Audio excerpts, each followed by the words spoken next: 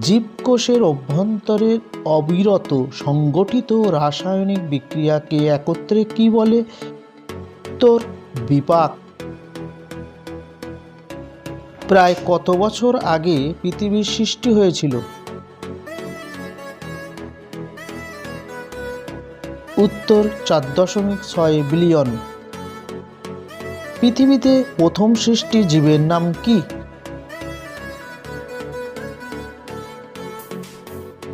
উত্তর কেমোট্রফাস।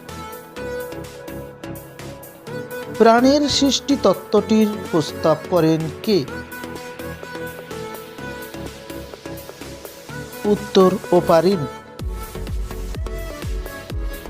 পৃথিবীর আদিম পরিবেশে বায়ুমণ্ডলের কোন গ্যাসের অস্তিত্ব ছিল না?